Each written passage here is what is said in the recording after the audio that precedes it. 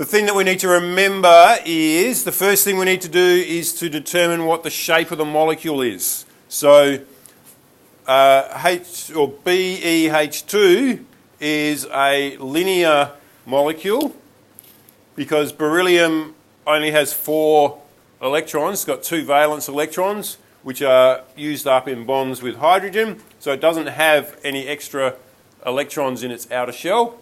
So it will form a linear molecule. Now we know that beryllium will have a higher slightly higher electronegativity than hydrogen. Is that correct? Did anyone check the numbers? Hydrogen is actually slightly higher. Hydrogen is slightly higher. Okay, thank you. So hydrogen is slightly higher, so you'll have a slightly negative slightly negative partial charge on hydrogen, slightly positive on beryllium, but the hydrogen slightly positive will be on the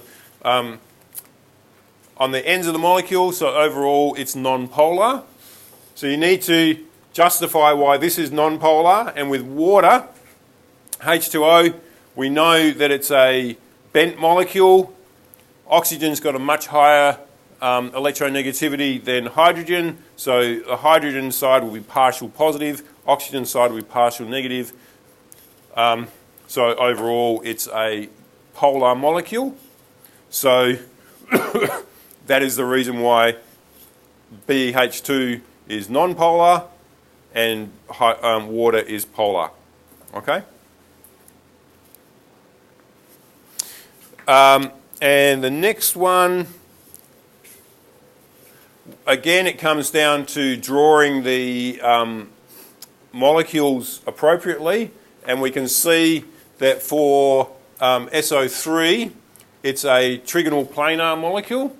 So if it's a trigonal planar molecule and oxygen has electronegativity, oxygen has a higher electronegativity than sulfur, so oxygen will be partially negative, sulfur partially positive, but they'll all be partially negative, distributed around. Therefore, it's a symmetrical molecule, non-polar, polar bonds, but it would be a non-polar molecule.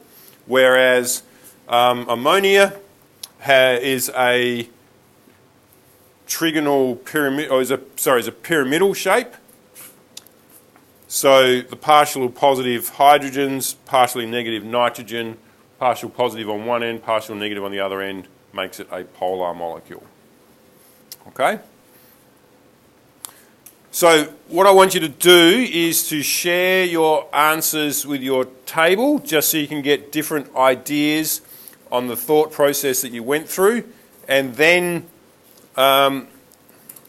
you've got a bunch of choices on what you can do next. You can go to OneNote and have a look at those PhET simulations. One of them is on molecule shape. If you're not comfortable and happy with molecule shape, you can have a look at that.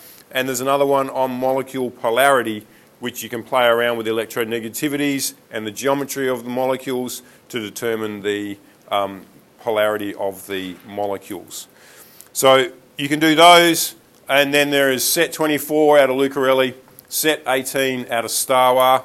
In fact, I changed my mind on all of that. I've got a worksheet that I want you to work on.